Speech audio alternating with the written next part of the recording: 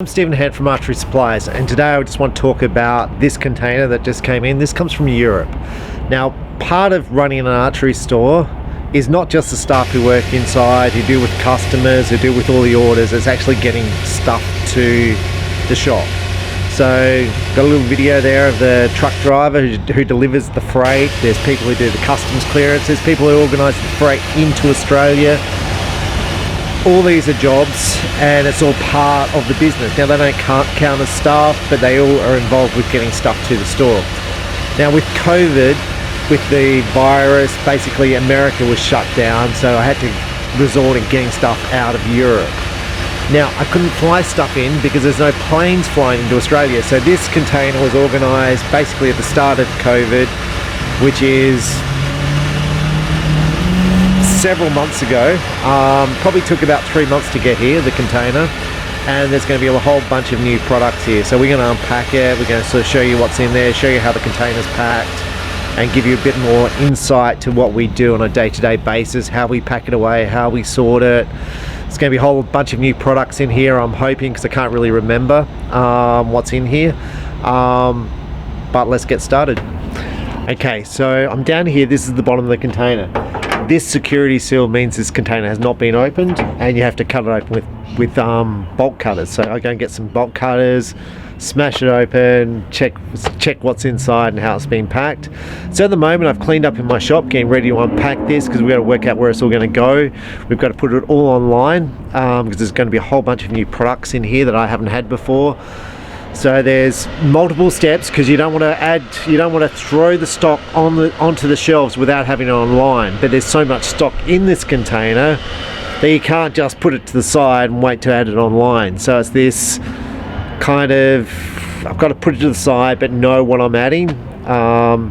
So it'll be a two-step process for me. But let's open it up and see what's in there. Okay, so this is the container. This is how it comes. Now, if you've seen my containers that come from China, the containers are completely chock full of stuff. There's no space. This is out of Europe. Now, I'm going to say this container is probably only half full. The cost of shipping in a container, ballpark number, I'm going to, let's say, 5,000 Australian dollars to ship a container in. Now they've put it on pallets, so each one of these things is on a pallet and they've shrink wrapped it. With China, they load individual boxes. So basically what they've done is they've just pallet wrapped these up and just... So this is going to be really simple to unpack. So, but it's probably only half full. Now if I was to ship this in individually and not use a container, like to ship that in by air, this one pallet here was probably $2,000. If I was to bring these individually in by sea instead of a container, it probably would have been, like, just a pallet like that would probably be about $2,000, $1,500 by sea.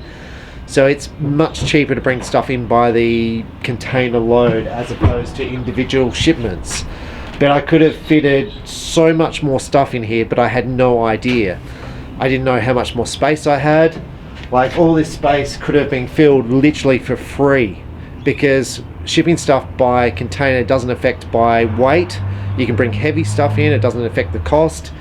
I could have just jammed this container full of stuff, so a bit disappointed because I could have just saved so much more money, lowered the cost. So anyway, let's get into it. So this first pallet is basically filled with arrows. So these are arrows from Skylon arrows.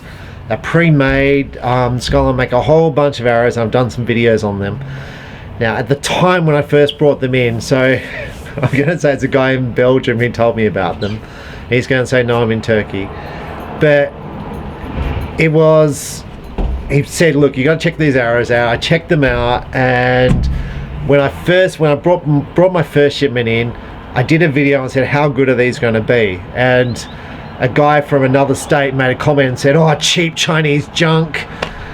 And how's that going to be for you? It's going to be like...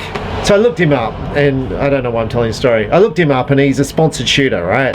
So all his stuff's for free, and I was like, I responded. I probably shouldn't respond. I responded. I said, when you have to pay for stuff, when you can't afford stuff, the average archer is on a budget, and they come in with a few bucks, and they need some quality gear. You need arrows spined. These arrows are perfect. And I said, when you coach people, I was just calling him out. I was like, when you coach people and you need to get them into gear, then you can talk to me. And then other people respond and they go, yeah, he doesn't coach anyone. And I'm like, that's why. Because literally I've coached people my entire life. Since I've been 15, I've been coaching people, and I'm 50 now. People on a budget, they come in, I've got $200 for a bow with arrows. I need the correct spined arrows, and it's really hard to do it. The Skylon Radius, the Skylon Paragons have just changed everything. And how big are they? They are huge. Sales are massive in them. How big are they compared to Eastern? Many times larger for me than Eastern. Like, it's not even a comparison. It's not even 100 to 1. It's multiples. Now you're going to say, well, how's that compared to other companies like Black Eagle and Victory, which I'm big with? I still sell the same amount of Victory arrows that I did before. I sell heaps of Black Eagle arrows now. These are really aimed at the beginners. Now they do produce high quality arrows such as the Paragon and the premiums, but they've got traditional arrows with feathers, really cheap. They've got these novice arrows, super cheap for beginners, and they've just filled that market for people who used to buy the cheap Chinese arrows. These are all spined, they're good quality, they shoot really well. They're beginner target arrows. They've gone really well, and as a result I've got whole piles of them here, and these will hopefully ship out really quickly to shops. So that's what this first pallet load of arrows is. So what I'm going to do is I'm going to now sort them and stack them and put them all together. So I'm going to group them by, type of arrow. So all the radiuses will go together, all the Brixtons will go together, all the traditional arrows will go together, and then I'll sort them by size and put them in the shop in a specific spot. So that's what I'm going to do now. Okay, so I've unloaded the first pallet, and that was all arrows, and it took me about 3 hours. Now we're on to the bows. These are new, these are Kinetic, so let's have a look at these.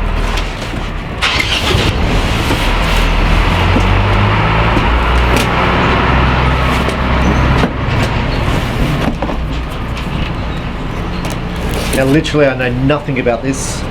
I would have seen it and thought, oh, this is alright, and now I just order some. So then I will do a review, and hopefully they sell. They come packaged really well.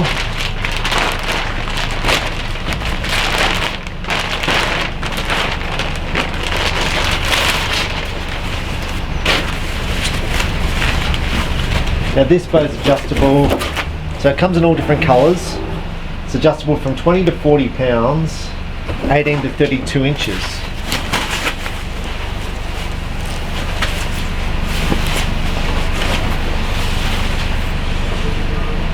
So big cams, rotating module on the back, all made of steel, machine riser, it's a pretty basic riser, draw cycle.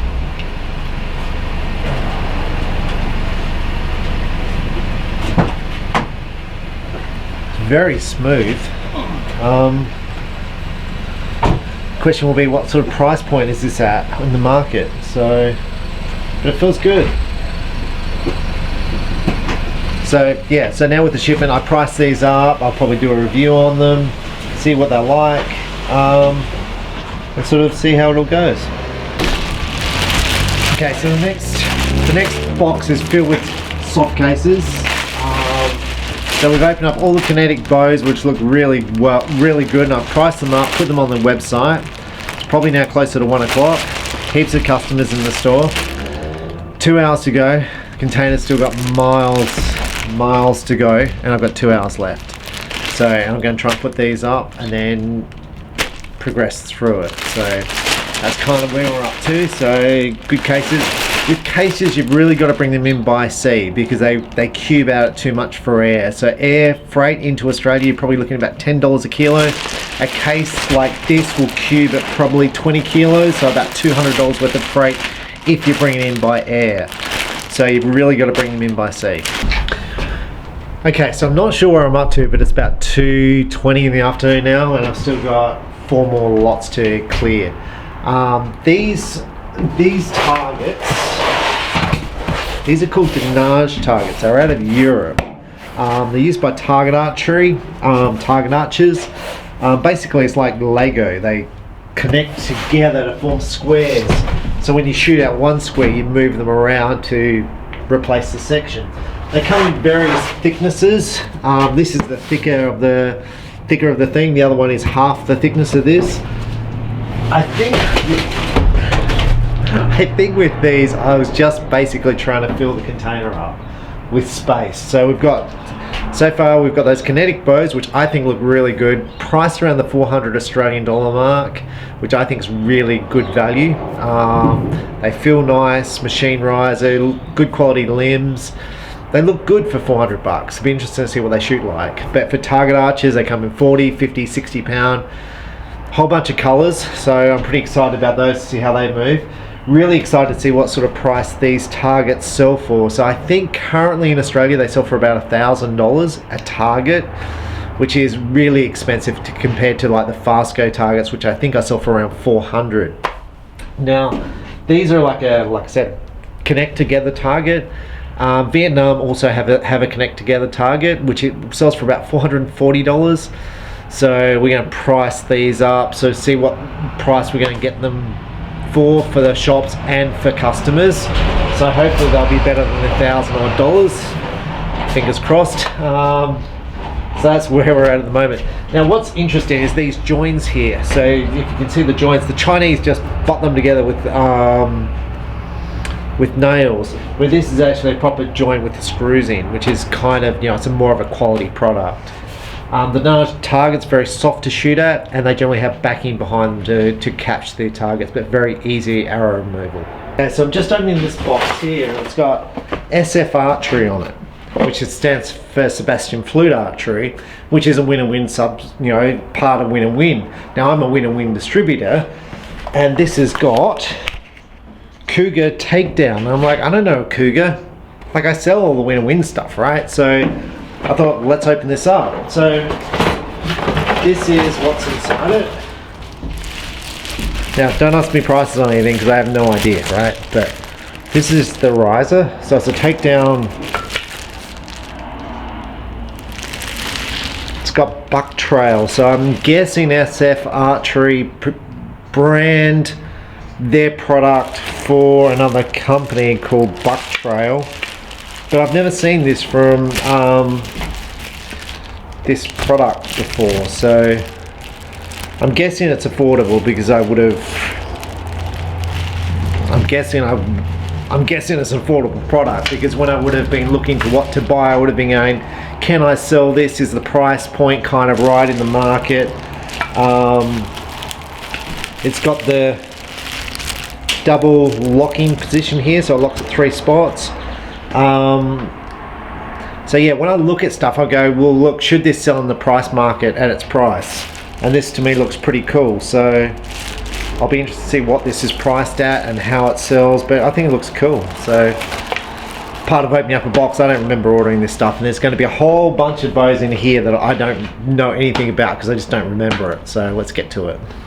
Okay, this is interesting. So this is the Cenolita Miracle X recurve riser. It's the first time I've seen it. Now, I think the deal with Cenolita is they have some sort of agreement with a guy in Australia who's not an archery shop. He's a guy in his backyard, and I'm gonna say the prices are pretty high from him. So I thought, well, let's have a look at this. So now this feels a lot like a Fivix top of the line riser, the Fivix, whatever it's called.